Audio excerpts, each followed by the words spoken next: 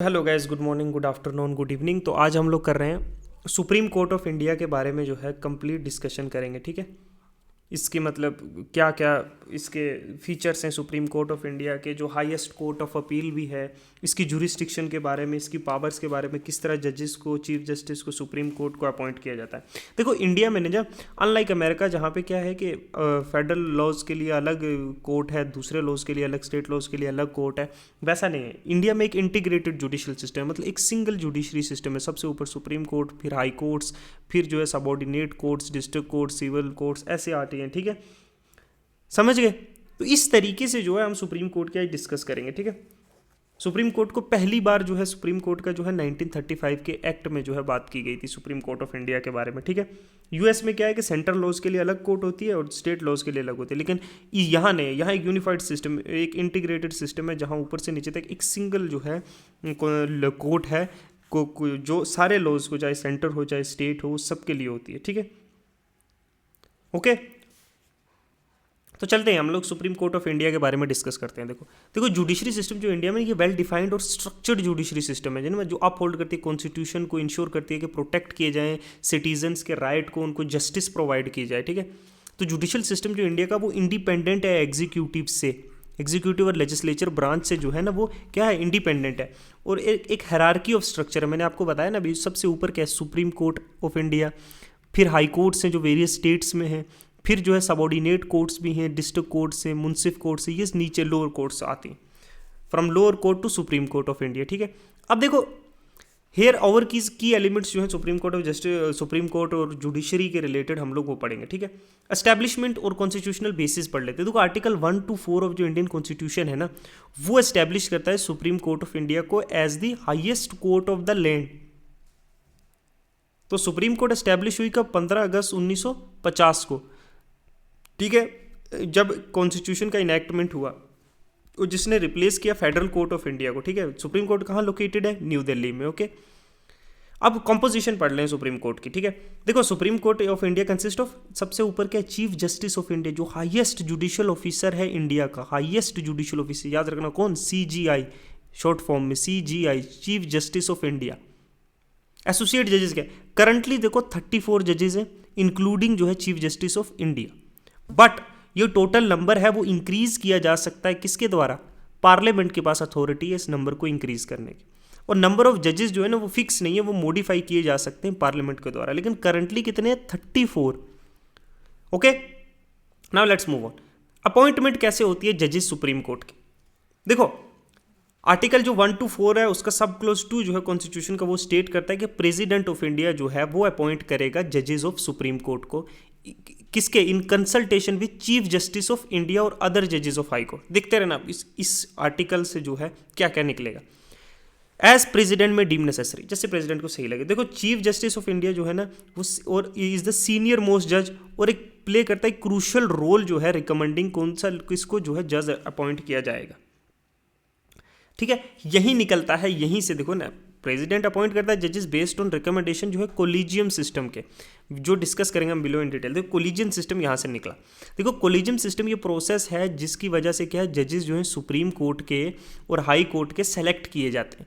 अब ये सिस्टम जो है एक्सप्लिसिटली मेंशन नहीं, मतलब कहीं पे मेंशन नहीं है कॉन्स्टिट्यूशन में, लेकिन ये इवॉल्व हुआ है बहुत सारी जुडिशियल प्रोनाउंसिएशनमेंट्स के साथ, मतलब जुडिशरी के द्वारा। उसमें हम लोग फर्स्ट सेकंड थर्ड जजेस के जो है जजमेंट्स पढ़ेंगे। ठीक है, केसेस पढ़ेंगे। अब कोलिजन सिस्टम में क्या कौन कौन से, पहले ये समझ लो। चीफ जस्टिस ऑफ इंडिया और बाकी जो है 4 सीनियर मोस्ट जजेस जो है सुप्रीम कोर्ट के, और CGI जो है वो चेयरमैन है इस कोलिजियम का। चेयर में कोलिजियम में कौन कौन है? चीफ जस्टिस और 4 जो है सीनियर मोस्ट जजेस ऑफ सुप्रीम कोर्ट।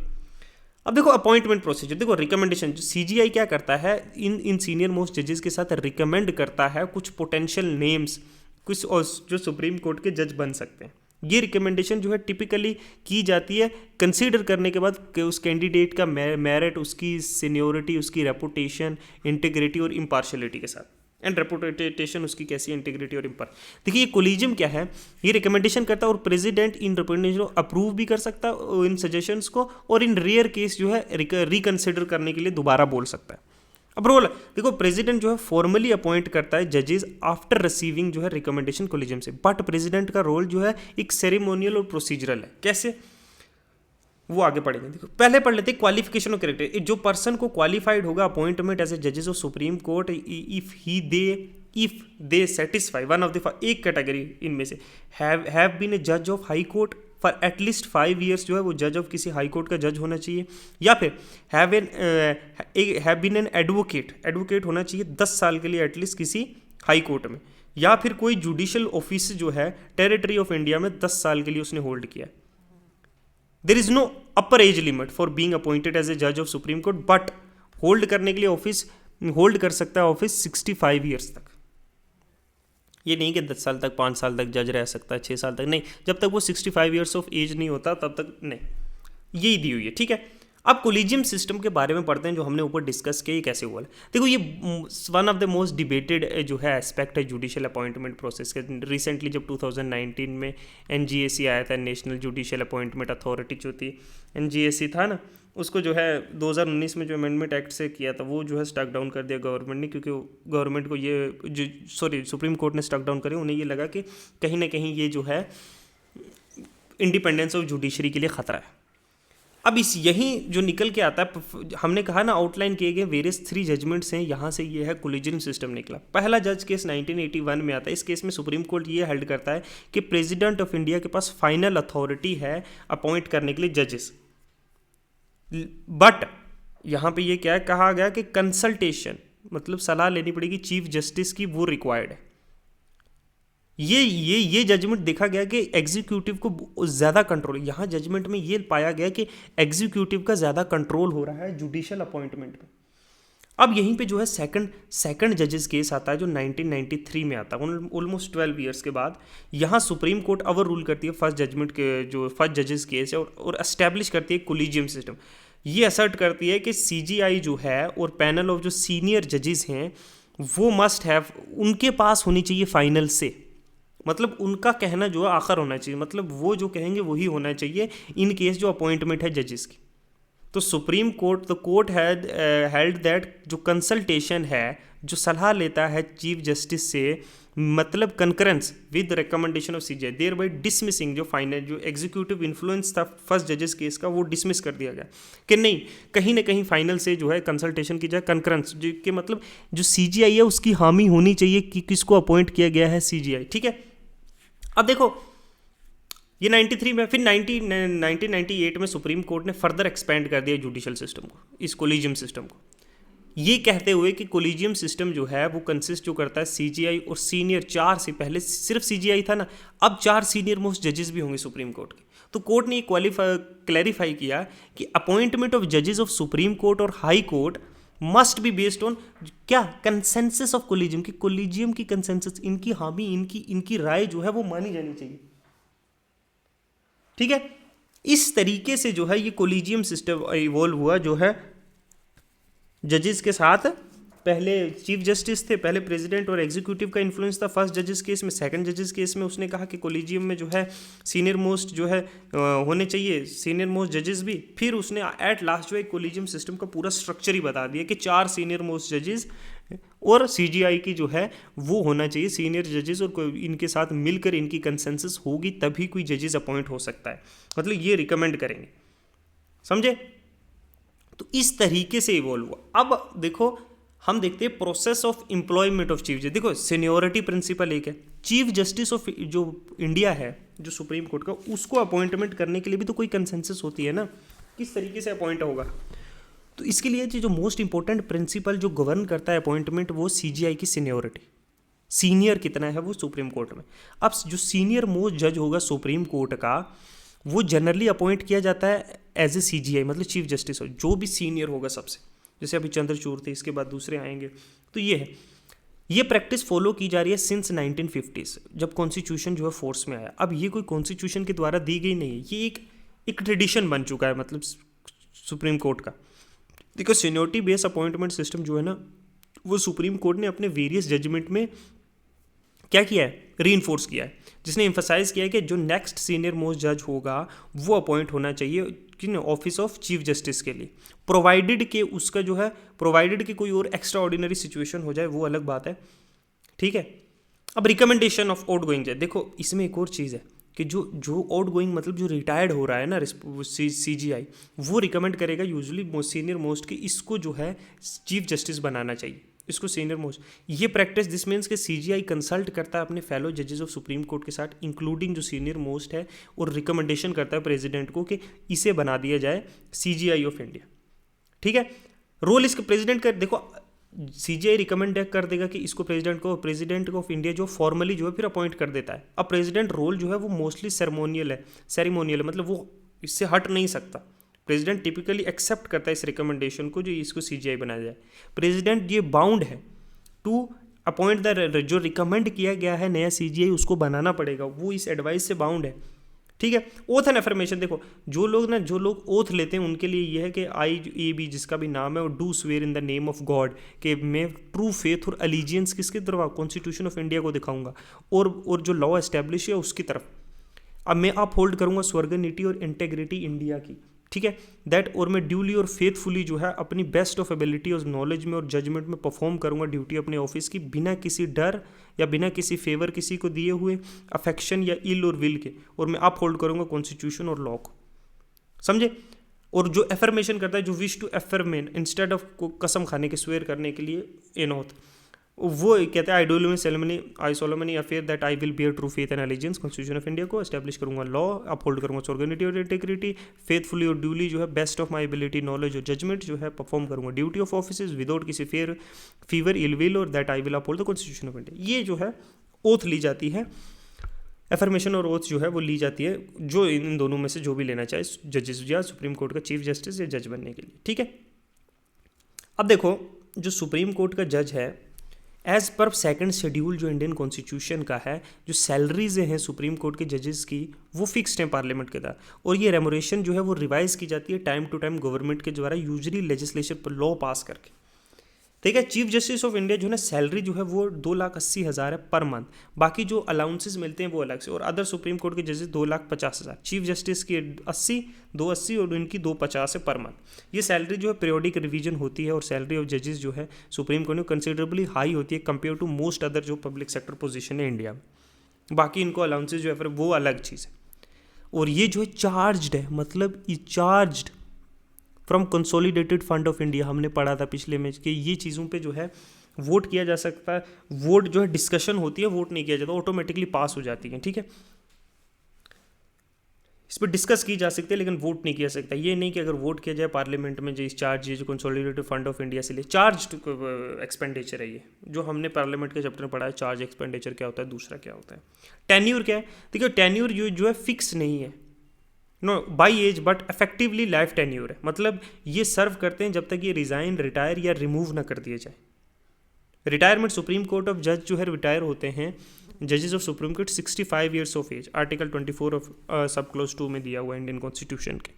ठीक है, अब प्रोसीजर ऑफ रिमूवल देखो, ये procedure of removal somehow similar to the president, जो प्रेसिडेंट ऑफ इंडिया को रिमूव किया जाता है। इस रिमूवल जो आर्टिकल 124 सब क्लास 4 ऑफ इंडियन कॉन्स्टिट्यूशन में दिया हुआ है, ये प्रोसीजर बड़ा कम्बरसम और डिज़ाइन किया हुआ है इस तरीके से इंश्योर किया जाए कि जजेस जो है वो रिमूव किए जाएँ तभी जब कोई जो है क्या हो सीरियस रीज़न हो, और प्रिवेंट किया जाए को आर्बिट्री और पॉलिटिकल मोटिवेटेड रिमूवल। ठीक है, अब मोशन इन पार्लियामेंट देखो, रिमूवल ऑफ द जज ना सिर्फ इनिशिएट किया जाता है बिना मोशन के नहीं, मोशन अगर पास किया जाए पार्लियामेंट में, इसके 2 स्टेप। सबसे पहले इनिशिएशन देखो ना, तो प्रोसेस बिगेन किया जाता है एक मोशन के साथ, रिमूवल ऑफ द जजेस जो इंट्रोड्यूस किया जाता है लोकसभा में या राज्यसभा में, किसी में भी, लेकिन मोशन जो है साइन किया हुआ आना चाहिए एटलीस्ट 100 मेंबर के द्वारा राज्यसभा में, और 50 मेंबर के द्वारा अगर लोकसभा में हुआ तो लोकसभा के द्वारा इनिशिएट करने के लिए सिर्फ मोशन जो है हाउस में। ठीक है, अप्रूवल देखो, अब ये मोशन हो गया, ये मोशन जो है अप्रूव किया जाना चाहिए at least 2/3 majority of the member present and voting in house, मतलब मेजोरिटी, स्पेशल मेजोरिटी की ज़रूरत है इस मोशन को पास करवाने के लिए। पहले इनिशिएशन करवाने के लिए 100 और 50 मेंबर लोकसभा राज्यसभा में, फिर मेजोरिटी दोनों हाउसेज की होनी चाहिए, तभी जाके होगा। ठीक है, 14 डेज नोटिस दिया जाता है, वो चीज़ें सारी। इंक्वायरी ऑफ फिर क्या होता है, ओवरसाइट कमेटी जो है वो इंक्वायरी करती है। Before motion can be brought to vote motion, voting करने से पहले प्रेसिडेंट ऑफ इंडिया जो है वो मैटर जो है इंक्वायरी कमेटी को देता है। इंक्वायरी कमेटी के बारे में मैंने पीछे पढ़ा था। ये कमेटी इन्वेस्टिगेट करती है जो चार्जेस लगाए गए और असेस करती है कि जजेस शुड बी रिमूव्ड। ये कमेटी जो है जनरली कंसिस्ट ऑफ करती है सीजीआई या सीनियर मोस्ट जज ऑफ सुप्रीम कोर्ट, जज ऑफ हाई कोर्ट या सुप्रीम कोर्ट्स, और एक डिस्टिंक्ट जो रिटायर्ड या लीगल कोई एक्सपर्ट है या जज है कोई रिटायर्ड या लीगल एक्सपर्ट है। ये कमेटी जो है ये रिपोर्ट बैक करती है प्रेसिडेंट को उसकी फाइंडिंग। अगर कमेटी इस चार्जेस को जो है सब्सटेंशियस मानती है, मतलब कि सही है, तो रिमूवल का प्रोसेस फर्दर प्रोसीड किया जाता है। तो इट्स अ वेरी टफ। और फाइनल डिसीजन देखो, जब कमेटी की जो है कमेटी इंक्वायरी रिपोर्ट देती है तो मोशन फॉर रिमूवल जो री इंट्रोड्यूस किया जाता है पार्लियामेंट में। फिर both house of the parliament जो है 2/3 मेजोरिटी के साथ प्रेजेंट ऑन वोटिंग जो है वो पास करती हैं और मोशन जो है प्रेसिडेंट ऑफ इंडिया के फॉर्मल अप्रूवल के लिए भेज देते हैं। जब प्रेसिडेंट इस मोशन को असेंट दे देता है तो जज जो है रिमूव किया जाता है अपने ऑफिस से। ठीक है, इस तरीके से इट्स अ वेरी कम्बरसम आज तक, इसीलिए कोई भी जो है जज और चीफ जस्टिस ऑफ इंडिया जो है रिमूव नहीं किया गया है। एक बार एक्चुअली जो है मोशन लाया गया था, सिर्फ एक बार 70-75 साल के हमारे इंडिपेंडेंस हिस्ट्री में, बट रिमूव नहीं किया हुआ, वो भी अनसक्सेसफुल था। जब एक और चीज़ पढ़ते हैं एक्टिंग चीफ जस्टिस के बारे में पढ़ते हैं, जब सीजीआई की चीज़ वैकेंट है, रेजिग्नेशन या डेथ या एटसेट्रा और कोई या टेम्परेरी अनअवेलेबल है डिस्चार्ज अपनी ड्यूटीज़ डिस्चार्ज करने के लिए, इल है या फिर बीमार है या कहीं ट्रैवल कर रहे हैं या फिर लीव पे हैं, तो प्रेसिडेंट ऑफ इंडिया जो है उसके पास कॉन्स्टिट्यूशनल पावर है कि वो कोई एक्टिंग चीफ जस्टिस जो है अपॉइंट कर सकते हैं। ये प्रेसिडेंट जो है टिपिकली जो है सीनियर मोस्ट जो जज है सुप्रीम कोर्ट का, उसको जो है position of acting chief justice appoint करता है। ये प्रैक्टिस फॉलो की जाती है एज ए कन्वेंशन, कोई रूल नहीं है, और इंश्योर करता है कि कॉन्टिन्यूटी और स्टेबली जो है फंक्शन करे जुडिशरी। ओके, दूसरी चीज़ है एडहॉक जजेस इन सुप्रीम कोर्ट। ओके, आर्टिकल 127 जो है इंडियन कॉन्स्टिट्यूशन का, वो इंपावर करता है चीफ जस्टिस ऑफ इंडिया को, और रिक्वेस्ट करता है प्रेसिडेंट को कि वो जब चीफ जस्टिस ऑफ इंडिया जो है रिक्वेस्ट करेगा प्रेसिडेंट को कि अपॉइंट करे एक एड होक जज सुप्रीम कोर्ट में, if there is a need, कोई बैकलॉग केसेस हैं जब रेगुलर जजेस अनअवेलेबल है। तो यहाँ पे क्या है, now with standing anything in this constitution president में इफ़ अगर उसके ओपिनियन में ये लगे कि एडमिनिस्ट्रेशन चीफ जस्टिस का जो है वो लैक कर रहा है जजेस, तो कम है जजेस, तो वो अपॉइंट कर सकता है किसको, अपॉइंट कर सकता है जजेस ऑफ हाई कोर्ट को, समझे, जो to sit in a supreme court एक टेम्परेरी पीरियड के लिए। अंडर आर्टिकल 127 सीजीआई रिकमेंड करता है नेम जो है हाई कोर्ट के जजेस का अपॉइंट करने के लिए एज ए एडहॉक जजेस ऑफ सुप्रीम कोर्ट। ये एक टेम्परेरी अपॉइंटमेंट होती है, एक लिमिटेड पीरियड ऑफ टाइम के लिए, कोई बैकलॉग केसेस क्लियर करने के लिए, कैसे भी, ठीक है, ये अपॉइंट किए जाते हैं। ठीक है, अब देखो कॉन्स्टिट्यूशनल प्रोविजंस हम कुछ पढ़ते हैं जो इंडिपेंडेंस ऑफ जुडिशरी के रिलेटेड है। देखो स्पेशल प्रोविजन जो इंडियन कॉन्स्टिट्यूशन ऑफ इंडिया ने वो डिज़ाइन की जाती है इंश्योर करने के लिए कि इंडिपेंडेंस हो जुडिशरी में, जैसे अपॉइंटमेंट एंड टेन्योर ऑफ जजेस, ताकि जो जुडिशरी जो है इंडिपेंडेंस रहे, उसके लिए कुछ सेफ गार्ड्स भी तो होने चाहिए ना। अपॉइंटमेंट और टेन्योर ऑफ जजेस, देखो आर्टिकल 1 to 4 ऑफ जो इंडियन कॉन्स्टिट्यूशन है वो आउटलाइन करता है प्रोसेस किस तरीके से जो है जजेस अपॉइंट किए जाएंगे। प्रेसिडेंट अपॉइंट करेगा जजेस, बट इसमें जो है कोलिजियम जो है ओवरसी करेगी इन चीज़ों को। बॉडी ऑफ जो चीफ जस्टिस और सीनियर मोस्ट जजेस सुप्रीम कोर्ट के इंश्योर करेंगे जो अपॉइंटमेंट की गई हैं वो बेस्ड ऑन मेरिट हैं, एक्सपीरियंस ऑफ कैंडिडेट, और मिनिमाइज करने के लिए पॉलिटिकल इन्फ्लुएंस जो है प्रोसेस में। स्क्रूटनी ऑफ द टेन्योर, देखो जजेस जो है सिक्योरिटी ऑफ टेन्योर, जजेस जो है वो होल्ड करते हैं ऑफिस अंटिल जब तक वो 65 ईयर्स ऑफ एज नहीं हो जाते, जो आर्टिकल 1 to 4 सब क्लॉज 2 में हमने ऊपर बताया। इसका मतलब वो रिमूव किए जाते हैं सिर्फ इम्पीचमेंट प्रोसेस के, पार्लियामेंट मतलब 2/3 मेजोरिटी चाहिए बहुत। ये भी एक किस्म का सेफ गार्ड है ना, जो गारंटी करता है कि जो आर्बिट्री रिमूव ना किया जा सके, और प्रोटेक्ट करता है इंडिपेंडेंसी जो है जुडिशरी की एग्जीक्यूटिव से। गवर्नमेंट जो है अपनी मर्जी से कभी भी इसको रिमूव ना कर सके, क्योंकि स्पेशल मेजोरिटी चाहिए रिमूव करने के लिए। सैलरी अलाउंसेस, आर्टिकल जो है 1 to 5 ये भी गारंटी करता है सुप्रीम कोर्ट के जजेस कि वो सैलरीज और अलाउंसेस जो हैं वो पार्लियामेंट के द्वारा डिटरमाइन किए जाएंगे। मतलब सैलरी सब्जेक्टेड टू रिडक्शन नहीं होगी, कम नहीं की जा सकती उसके टेन्योर के द्वारा, और इंश्योर करेगा कि एग्जीक्यूटिव जो है वो मैनिपुलेट ना करे जजेस की रेमुरेशंस को इन्फ्लुएंस करने के लिए उसके जजमेंट को, कि तुम जो है हमारे हक में जजमेंट दो, नहीं तो हम तुम्हारी सैलरीज कम करेंगे। ये इंश्योर करता है जो है फाइनेंशियली डिपेंडेंट नहीं है गवर्नमेंट जो ऑफ द डे, मतलब जो गवर्नमेंट उस टाइम चल रही है उस पर जो है डिपेंडेंट नहीं रहेंगे। ठीक है, पावर टू रिव्यू लेजिस्लेचर और एग्जीक्यूटिव एक्शन। अब जुडिशियल रिव्यू, सुप्रीम कोर्ट के पास ये पावर है कि वो स्ट्राइक डाउन कर सकता है लॉ जो पास किए जो पार्लियामेंट के द्वारा, या कोई भी एग्जीक्यूटिव एक्शन जो इनकंसिस्टेंट है, जो कॉन्स्टिट्यूशंस की जो है on the line of constitution नहीं है। ये एक असेंशियल फीचर है इंडिपेंडेंसी ऑफ जुडिशरी को मेंटेन की। ये इंश्योर करता है कि जुडिशरी जो है वो कॉन्स्टिट्यूशन को अपहोल्ड करे, प्रोटेक्ट करे और प्रिवेंट करे कोई भी अनलॉफुल जो कानून के जो है अगेंस्ट एक्शन लिए गए हैं या किसी भी ब्रांच ऑफ गवर्नमेंट के द्वारा। ठीक है, यहाँ पे कौन सा आर्टिकल इनको पावर, आर्टिकल 13 इंपावर करता है सुप्रीम कोर्ट को, वो डिक्लेयर कर सकता है कोई भी लॉ जो वोलेट कर रहा है फंडामेंटल राइट है उसको अनकॉन्स्टिट्यूशनल डिक्लेयर किया जा सकता है। आर्टिकल 32 गारंटी करता है इंडिविजुअल को वो राइट है कि वो सुप्रीम कोर्ट को डायरेक्टली जो है सुप्रीम कोर्ट को अप्रोच कर सकता है अगर उसके कोई फंडामेंटल राइट्स जो है ब्रीच हुए हैं। हमने फंडामेंटल के चैप्टर में पढ़ा। तो जुडिशियल रिव्यू की पावर जो इंश्योर करती है कि सुप्रीम कोर्ट के पास अथॉरिटी है कि वो लेजिस्लेटिव और एग्जीक्यूटिव को अकाउंटेबल ठहरा सकते हैं रिगार्डलेस ऑफ जो पॉलिटिकल पावर, चाहे कोई भी पॉलिटिकल पावर हो। ठीक है, फिर है control over its own procedure and power.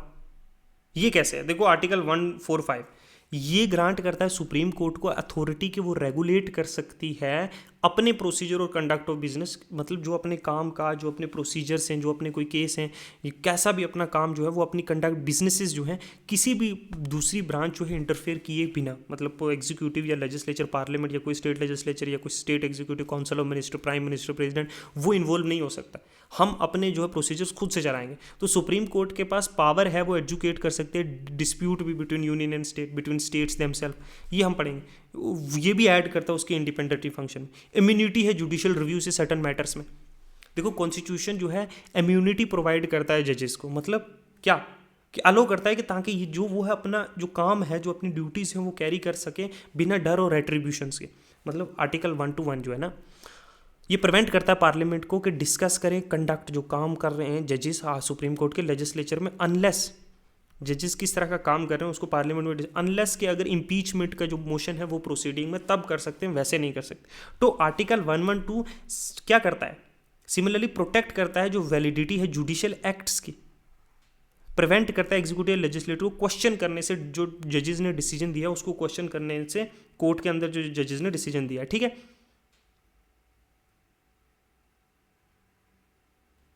अब स्क्रूटनी ऑफ जो है judicial independence and appointment and transfer, देखो आर्टिकल 124 फिर से आ जाता है।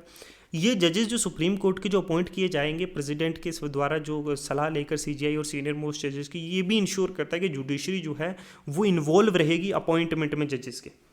ठीक है, वाइल एग्जीक्यूटिव जो है वो फॉर्मली अपॉइंट्स जजेस, लेकिन कोलिजियम सिस्टम जो है वो इंश्योर करता है कि पॉलिटिकल इंटरफेरेंस उनके अपॉइंटमेंट ना हो। ट्रांसफर ऑफ जजेस, पर्टिकुलरली जो सुप्रीम कोर्ट है और हाई कोर्ट के बीच में जो ट्रांसफर होते हैं जजेस के, ये भी हैंडल किए जाते हैं कोलिजियम सिस्टम के द्वारा, और इंश्योर करता है जो डिसीजंस जो रिलेटेड टू जो ट्रांसफर है वो इंडिपेंडेंटली मेड किए जाए, ना कि पॉलिटिकल और एग्जीक्यूटिव चाहें कि फलानी स्टेट में हम लोग अपना जज भेज देते हैं हमारे हक में फैसले आएंगे, नहीं वैसे नहीं। कोलिजियम सिस्टम खुद इन्वॉल्व है, सुप्रीम कोर्ट खुद इन्वॉल्व होता है इस चीज़ में। ठीक है, समझ गए। नेक्स्ट हम लोग बात करेंगे जुरिस्डिक्शन जो है सुप्रीम कोर्ट की। ठीक है, जिसमें एडवाइजरी जुरिस्डिक्शन है, अपलाइड जुरिस्डिक्शन है, सारी चीज़ों के रिट जुरिस्डिक्शन है, ये सारी जुरिस्डिक्शंस के बाद सिविल केसेस में, क्रिमिनल केसेस में क्या क्या है उसके बारे में हम लोग डिस्कस करेंगे। ठीक है, तो लेट्स टॉक अबाउट, देखो जुरिस्डिक्शन जो है ना, जुरिस्डिक्शन और पावर जो है सुप्रीम कोर्ट ऑफ इंडिया की, वो एक एक्सटेंसिव और इनकम्पसेस क्या वेरियस रेंज ऑफ फंक्शंस, बहुत से हैं और बहुत बड़ी है। मतलब कैसे जो इंश्योर करती है कि जो जस्टिस है वो एडमिनिस्टर किया जाए इफेक्टिवली और इम्पार्शली। ये पावर्स जो हैं वो डिराइव करती है कहाँ से, डायरेक्टली कॉन्स्टिट्यूशन से, जो सुप्रीम कोर्ट को अथॉरिटीज़ देती हैं। समझे, जैसे रिट जुरिस्डिक्शन है सुप्रीम कोर्ट की जो वेरियस कामों में काम आती है। ठीक है, जैसे मैंडेमस, क्यूरो वारंटो, अच्छा ये चीज़ें हैं, हर्बी corpus, habeas corpus. Original jurisdiction जैसे यूनियन और स्टेट्स के बीच में या बिटवीन स्टेट्स में। अपेलाइड जुरिस्डिक्शन है जो मैटर हाई कोर्ट और लोअर कोर्ट्स में। एडवाइजरी जुरिस्डिक्शन जहाँ ओपिनियन प्रेसिडेंट को चाहिए या कॉन्स्टिट्यूशनल मैटर्स में। तो ये सारी जो अथॉरिटी टू इशू रिट्स है इन्फोर्समेंट फंडामेंटल राइट्स के लिए, या जुडिशियल रिव्यू जो इंश्योर करता है लोअर एग्जीक्यूटिव एक्शन जो कंप्लाई करें विद कॉन्स्टिट्यूशन, इन सारी चीज़ों के बारे में डिटेल डिस्कशन करेंगे। ठीक है, देखो जो ओरिजिनल जुरिस्डिक्शन है, ओरिजिनल जुरिस्डिक्शन सुप्रीम कोर्ट की ये रेफर करती है उन केसेस को जो कि फाइल किए जाएं डायरेक्टली सुप्रीम कोर्ट को, before the supreme court. Without having to, मतलब बिना लोअर कोर्ट्स में जाए बिना, जो डायरेक्टली सुप्रीम कोर्ट में जो केसेस रेफर के फाइल कर किए जा सकते हैं, वो original jurisdiction of supreme court. ये प्राइमरली जो डिस्प्यूट होते हैं बिटवीन यूनियन और स्टेट, यूनियन और स्टेट्स के बीच के डिस्प्यूट्स का जो है ओरिजिनल ज्यूरिसडिक्शन सुप्रीम कोर्ट के बाद से है ना। जो article under 131 of the supreme court के पास जो है ओरिजिनल ज्यूरिसडिक्शन है to hear dispute between union, one और मोर स्टेट, एक साइड यूनियन है, दूसरी साइड एक या दो स्टेट्स हैं या उससे ज़्यादा हैं, या दो स्टेट्स के बीच में, बिटवीन स्टेट्स, है ना। तो ये क्वेश्चन जहाँ पे ये डिस्प्यूट्स कैन इन्वॉल्व, जहाँ related to distribution of power या कोई कॉन्स्टिट्यूशन को इंटरप्रेट करना है, या इश्यूज़ है सेंट्रल और स्टेट गवर्नमेंट्स के बीच में, फेडरल स्ट्रक्चर के जो भी इश्यूज़ हैं, वहाँ पे ओरिजिनल ज्यूरिसडिक्शन किसकी है? सुप्रीम कोर्ट की है, ठीक है। डिस्प्यूट बिटवीन दिस, अगर डिस्प्यूट है दो या दो से ज़्यादा स्टेट्स के बीच में, तो डायरेक्टली सुप्रीम कोर्ट टेक कर लेगी। फॉर एग्जांपल डिसएग्रीमेंट है रिगार्डिंग कोई डिवीजन ऑफ वाटर रिसोर्स है बिटवीन स्टेट्स, या conflict over interpretation of interstate arrangement, या फिर कोई ओरिजिनल ज्यूरिसडिक्शन को एजुकेट करने के लिए इशूज़ है, ठीक है। अब देखो इन्फोर्समेंट ऑफ फंडामेंटल, देखो अंडर आर्टिकल 32 जो है वो सुप्रीम कोर्ट जो है उसके पास पावर है कि वो पटिशन हेयर कर सकता है, वो डायरेक्टली कोई related to enforcement of fundamental, या एनी सिटीजन्स जिसके राइट्स जो हैं वो वॉयलेट किए गए हैं, वो अप्रोच कर सकता है सुप्रीम कोर्ट को डायरेक्टली रेमेडी के लिए। इन्फोर्समेंट ऑफ फंडामेंटल राइट के लिए जो है ये भी original jurisdiction of supreme court में आता है, जो आर्टिकल 32 जो है गारंटी करता है। आर्टिकल 32 जो है सुप्रीम कोर्ट को पावर देता है कि वो इशू कर सकता है वेरियस रिट्स, जैसे habeas corpus, mandamus, prohibition, quo warranto, certiorari, है ना, किसके लिए? इन्फोर्समेंट ऑफ फंडामेंटल राइट के लिए। फंडामेंटल राइट के चैप्टर में हम लोगों ने ये सारी जो है रिट्स के बारे में बहुत डिटेल में डिस्कशन की है। दिस पावर जो है ये often called the heart of constitution, because ये एक्ट जो है गारंटी करते हैं जस्टिस, ओके। जिसमें जो है फिर एपेलाइट ज्यूरिसडिक्शन भी आती है, ओके। एपेलाइट ज्यूरिसडिक्शन में क्या है? देखो ये एपेलाइट ज्यूरिसडिक्शन जो सुप्रीम कोर्ट की है ना, ये पावर है कि वो हेयर कर सकती है अपील्स जो है लोअर कोर्ट्स की, ये रिव्यू कर सकती है जजमेंट या ऑर्डर्स जो हैं हाई कोर्ट या ट्रिब्यूनल्स के या किसी भी कोर्ट के या किसी भी अथॉरिटी के इंडिया, तो by through the appeal. Appellate jurisdiction is through the appeal. तो appellate jurisdiction of supreme court ये एक्सटेंसिव और इंक्लूड करती है अपील फ्रॉम हाई कोर्ट। देखो आर्टिकल 133 और 134 सुप्रीम कोर्ट के पास पावर है कि वो अपील सुन सकती है थ्रू ए अपील जो डिसीजन है हाई कोर्ट के। अब देखो सिविल केसेस में जैसे सुप्रीम कोर्ट वो सुन सकती है सिविल मैटर्स जब हाई कोर्ट के पास ने कोई फाइनल डिसीजन ले लिया है जिसमें सब्सटेंसिव, जिसमें क्वेश्चन हो लॉ का, या फिर कोई इशू करनी हो डायरेक्शन जिसके एक वाइडर पब्लिक इम्पैक्ट भी हो सकता है, तो वो चीज़ों को अपील, उसकी अपील ली जा सकती है सिविल कोर्ट की। जब हाई कोर्ट ने डिसीजन दे दिया फिर सुप्रीम कोर्ट जा सकता है बंदा, जिसके इंटरप्रिटेशन से एक पब्लिक इम्पैक्ट हो सकता है लार्जर, या कोई क्वेश्चन ऑफ लॉ है जिसमें, ठीक है, किसी अगर कॉन्स्टिट्यूशन को कहीं पे क्या करना है, इंटरप्रेटेड करना है। फिर अपील इन क्रिमिनल केसेस, देखो सुप्रीम कोर्ट जो है वो can hear appeal from high court जब क्रिमिनल केस के मैटर में, कब? पर्टिकुलरली जब किसी पर्सन को कन्विक्ट कर दिया है सेंटेंस टू डेथ, तो सुप्रीम कोर्ट जो है वो फाइनल अथॉरिटी होती है in matters of having to confirm, modify या ओवरटर्न सेंटेंस, ठीक है। तो सुप्रीम कोर्ट के पास फाइनल अथॉरिटी है अपील क्रिमिनल केसेस में अपील सुनने की, ठीक है, जब उसको फांसी की सज़ा दे दी है या उम्र कैद दे दी। स्पेशल लीव पटिशन, देखो supreme court can entertain appeal through special leave petition, article 136 ये अलाउ करता है कोर्ट को वो केसेस सुनने के लिए जो है does not fall usually with in the category of appeal, appeal की कैटेगरी में पढ़ते नहीं है। स्पेशल लीव पटिशन इसलिए तो क्या कि एडिशनल प्रोवाइड करने के लिए एडिशनल लेवल ऑफ जस्टिस ये स्पेशल पटिशन जो है वो सुन सकती है सुप्रीम कोर्ट। जुडिशियल रिव्यू, देखो सुप्रीम कोर्ट के पास ना अपेलाइट ज्यूरिसडिक्शन है, ऑल्सो इंक्लूड जो पावर जो है जुडिशियल रिव्यू की, विच एनेबल एग्जामिन कर सकता है कोई कानून पास किया गया है या किसी ने कोई लेजिस्लेटिव एक्शन किया, जैसे बलडोजर चला दिया है ना बलडोजर सुनते हो ना, है ना, तो एग्जीक्यूटिव एक्शन है वो, या फिर कोई कानून बनाया है, तो सुप्रीम कोर्ट डिक्लेयर कर सकती है कोई भी लॉ या गवर्नमेंट का कोई भी एक्शन अनकॉन्स्टिट्यूशनल अगर वो कॉन्स्टिट्यूशन को वॉयलेट कर रहा है। समझ लो बलडोजर चला दिया किसी के घर पे, राइट टू लाइफ के अगेंस्ट है ना, ठीक है, right to livelihood, right to residence, इन चीज़ों में तो वॉयलेट कर रहे हैं कॉन्स्टिट्यूशन को, तो डायरेक्ट इन्वॉल्व हो सकते हैं। जुडिशियल रिव्यू भी है। एडवाइजरी जुरिस्डिक्शन, सुप्रीम कोर्ट देखो रोल है प्रोवाइड करने के लिए legal advice president of India को, कोई भी कॉन्स्टिट्यूशन है या लीगल इंपॉर्टेंस है, अंडर आर्टिकल 143 सुप्रीम कोर्ट क्या करती है, रेफर करती है मैटर्स जो पब्लिक इंपॉर्टेंस के या कोई लीगल क्वेश्चन है, तो सुप्रीम कोर्ट से जो है प्रेसिडेंट पूछ सकता है, एडवाइस ले सकता है कि इस चीज़ में मुझे क्या करना चाहिए।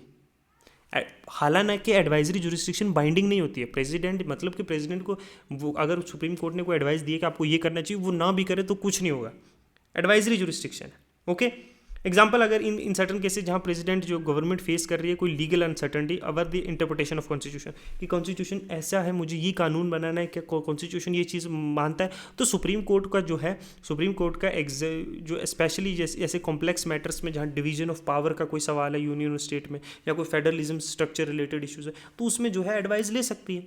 तो ये एडवाइजरी जुरिस्डिक्शन है। रिट जुरिस्डिक्शन में ऊपर जो बताया, जो आर्टिकल 32 के अंदर आते हैं कि फंडामेंटल राइट्स को जो है वॉयलेट हो रहे हैं, तो उसके जो है उसके वॉयलेशन पे सुप्रीम कोर्ट जैसे हेबियस कॉर्पस ये इशू की सकती है किसी को भी जो अनलॉफुली डिटेन किए गए हैं या किसी को इम्प्रिजन किया गया है। ठीक है, तो ये इंश्योर करती है कि पब्लिक लिबर्टी और प्रिवेंट करती है कोई इलीगल डिटेंशन मतलब कैद में रखना। ठीक है, मैंडेमस, ये हम लोग ने बड़ी फंडामेंटल राइट के बड़े चैप्टर में डिटेल से पढ़ी है, मैं तुम्हें ऐसे ही एक ओवरव्यू दे देता हूँ। मैंडेमस ये रिट जो है कमांड करती है पब्लिक अथॉरिटीज़ सच एज कोई गवर्नमेंट ऑफिशियल्स या एजेंसीज को कि वो अपनी ड्यूटीज़ जो है दैट इज़ लीगली जो obligated to perform but has fail to do, जो लीगली कॉन्स्टिट्यूशनली जो लॉ के अकॉर्डिंगली उन्हें ये परफॉर्म करनी चाहिए लेकिन वो नहीं कर रहे हैं, तो ये उन ऑफिस को जो है रिट दी जा सकती है जुरिस्डिक्शन सुप्रीम कोर्ट के द्वारा। प्रोहिबिशन, देखो ये रिट इशू की जाती है सुप्रीम कोर्ट के द्वारा प्रिवेंट करने के लिए किसी लोअर कोर्ट या ट्रिब्यूनल को अपने जुरिस्डिक्शन या अथॉरिटी से बाहर जाके फैसले या काम करने से, कि सुप्रीम कोर्ट बोलेगी तुम्हारी ये जुरिस्डिक्शन है, तुम यही कर सकते हो, तुम ये कॉन्स्टिट्यूशनल मैटर ये इन चीज़ों पे नहीं कानून अपना जजमेंट पास कर सकते, तो प्रोहिबिट करती है बेसिकली लोअर कोर्ट्स को। अच्छा, कैरिटियोरियो मतलब ये रिट्स जो है क्वाश करती है या ऑर्डर या डिसीजन जो लोअर कोर्ट ने ट्रिब्यूनल ने बनाया है, मतलब अपनी जुरिस्डिक्शन से बाहर जाकर या कोई एरर कर दिया, लॉ कुछ और कहता है और इन्होंने डिसीजन कोई और दे दिया, तो सुप्रीम कोर्ट इस ऑर्डर को खत्म कर सकती है। ठीक है, फिर है क्यू वारंटो, देखो ये रिट्स जो है ना इंक्वायरी करने के लिए किसी भी इनटू अथॉरिटी ऑफ द जो कोई पब्लिक ऑफिस कोई होल्ड कर रहा है उसकी अथॉरिटी पे, और रिमूव कर सकती है उस बंदे को उस ऑफिस से जो लीगली इंटाइटल नहीं है, मतलब होल्ड नहीं कर सकता ये ऑफिस। तो सुप्रीम कोर्ट की जो रिट जुरिस्डिक्शंस है ना वो फास्ट और इफेक्टिव रेमेडी प्रोवाइड करती है सिटीजन्स को जब उसकी कॉन्स्टिट्यूशनल राइट्स जो हैं वॉयलेट किए जाए। ठीक है, फिर पावर ऑफ जुडिशियल रिव्यू भी है सुप्रीम कोर्ट के पास। इंडिपेंडेंसी ऑफ जुडिशरी हम देख रहे हैं किस तरीके से कॉन्स्टिट्यूशन में सुप्रीम कोर्ट मेंटेन करता है अपनी इंडिपेंडेंस से। ठीक है, देखो सुप्रीम कोर्ट के पास पावर है जुडिशियल रिव्यू का, मीनिंग कि ये रिव्यू कर सकता है कॉन्स्टिट्यूशनैलिटी किसी भी लॉ की जो पास किया गया है पार्लियामेंट या स्टेट लेजिस्लेटर के, या कोई एक्शन लिया गया हमने ऊपर पढ़ा है, ये एसेंशियली सेफ गार्ड करता है फंडामेंटल राइट्स जो है सिटीजन के, और रूल ऑफ लॉ को मेंटेन करने में मदद करता है। आर्टिकल 13 इसमें है जो प्रोवाइड करता है कि कोई भी लॉ जो इनकन्सिस्टेंट है कॉन्स्टिट्यूशन के वो डिक्लेयर कर दिया जाएगा नल एंड वॉइड। तो सुप्रीम कोर्ट के पास पावर है जुडिशियल रिव्यू की, ये इंश्योर करता है कॉन्स्टिट्यूशन जो है अपहेल्ड किया जाए और कोई लॉ कोई एग्जीक्यूटिव एक्शन जो है इसके कॉन्स्टिट्यूशन के कुछ प्रिंसिपल से उसको वॉयलेट ना करे। अब एक और है रिव्यू पावर, मतलब सुप्रीम कोर्ट इंडिपेंडेंसी कैसे, जो सुप्रीम कोर्ट रिव्यू कर सकती है अपने ही सुनाए गए डिसीजंस को प्रीवियसली, जैसे हमने पढ़ा था ना फर्स्ट जजेस केस, सेकंड जजेस केस, थर्ड जजेस केस, फर्स्ट जजेस केस को हटा के उन्होंने सेकंड जजेस केस में रिव्यू किया और दोबारा से डिसीजन लिया गया, किया क्या नहीं किया। तो इफ़ अगर पार्टी बिलीव करती है कि जजमेंट ऑफ कोर्ट ने कोर्ट ने प्रीवियसली कोई मिस्टेक की है या ओवरलुक कर दिए कुछ इंपॉर्टेंट फैक्ट्स, तो वो रिव्यू करते हैं अपनी जजमेंट्स को। क्यूरेटिव पिटिशन, एक क्यूरेटिव एक एडिशनल रेमेडी है जो पार्टी को प्रोवाइड करती है जो बिलीव करती है कि जजमेंट जो सुप्रीम कोर्ट है उसने हमारे साथ नाइंसाफ़ी हो गई है इस जजमेंट में, है ना, और वो रिलीफ नहीं ले पा रहे हैं रिव्यू पिटिशन के द्वारा।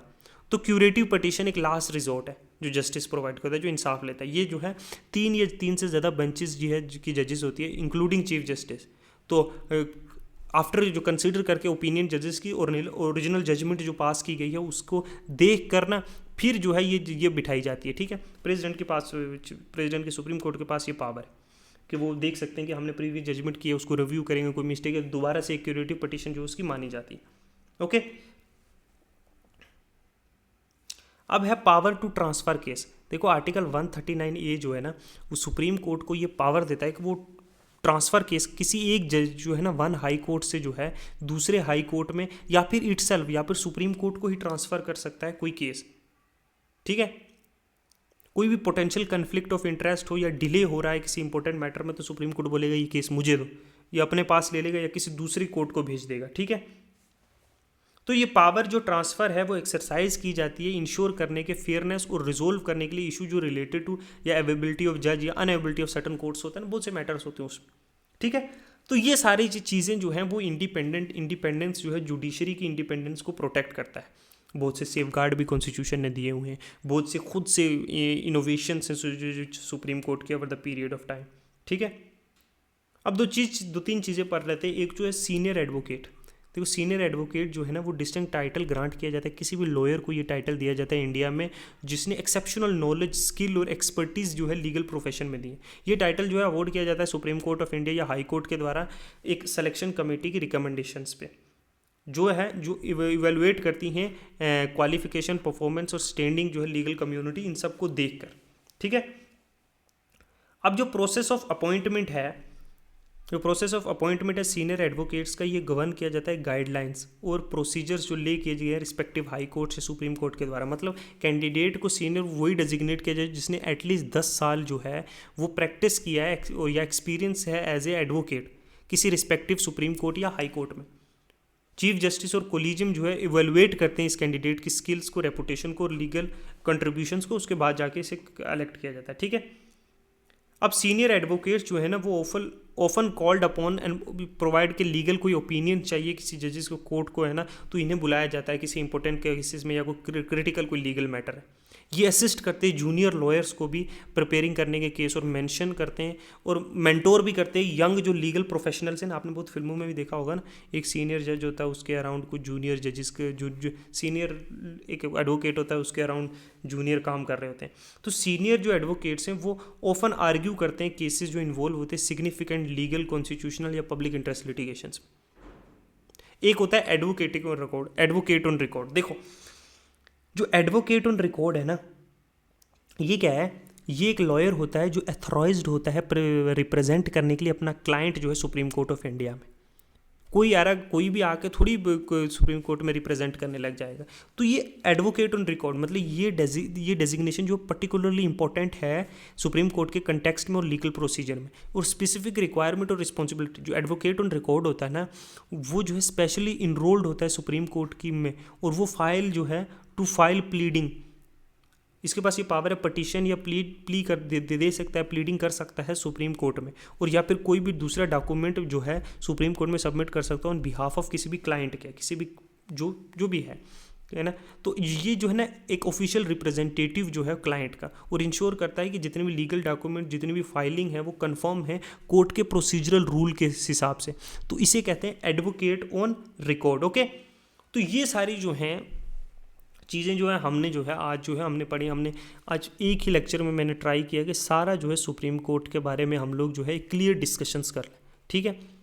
कैसे इनकी अपॉइंटमेंट्स होती है, किस तरह से जुडिशरी जो है इंडिपेंडेंस मेंटेन रखती है, ठीक है, किस तरीके से क्या है कि किस तरह से अपॉइंटमेंट होती है, फेयरनेस कैसी है, क्या क्या टूल्स जो है सुप्रीम कोर्ट यूज़ कर सकती है। फिर हमने जो है एडवोकेट ऑन रिकॉर्ड्स, ये सारी चीज़ें पढ़ी, ठीक है। फिर हमने देखा कि किस तरीके से जो है इंडिपेंडेंस मेंटेन करती है जुडिशरी। फिर हमने देखा कि बाकी सारी चीज़ें देखी कैसे रिव्यू होता है। ये सारी चीज़ें मतलब हमने 1 से लेके 100 तक जो है A to Z जो है सारी चीज़ें इसमें कवर की है ना। कोई चीज़ अगर छूट गई हो, क्या चीज़ है, क्वालिफिकेशन कर लिया, टेन्यूर कर लिया हमने, रिटायर, एडहोक, जजेस के बारे में पढ़ा हमने, सीट और प्रोसीजर। देखो जो कॉन्स्टिट्यूशन है वो डिक्लेयर उसने किया हुआ है कि दिल्ली एज ए जो है सुप्रीम कोर्ट की सीट होगी, बट ये ऑथराइज करता है चीफ जस्टिस को कि वो अपॉइंट कर सकता है किसी दूसरी जगह भी जहाँ कॉन्स्टिट्यूट जो है सुप्रीम कोर्ट जो है बैठ सकता है उसकी बेंच, ठीक है। तो ये अप्रूवल जो है प्रेसिडेंट का नीडेड है, ठीक है। इंडिपेंडेंस ऑफ जुडिशरी हमने पढ़ा, जुरिस्डिक्शन पढ़ा, original writ, appellate, advisory, court on record पढ़ा हमने, पावर जुडिशियल रिव्यू की, कॉन्स्टिट्यूशनल इंटरप्रिटेशन की, बाकी पावर्स। तो ये सारी चीज़ हमने आज देख ली इसके बीच में, ठीक है। कोई चीज़ इसमें नहीं रही है, मुझे नहीं लगता कोई चीज़ रह गई है, ठीक है। जो चीज़ें छोटी मोटी रह गई हैं वो हम जो है उसमें पढ़ेंगे, किसमें कि हाई कोर्ट के में वो है जो है इश्यूज सॉल्व हो जाएंगे, ठीक है। तो आज के लिए इतना ही रखते हैं। Thank you, good bye.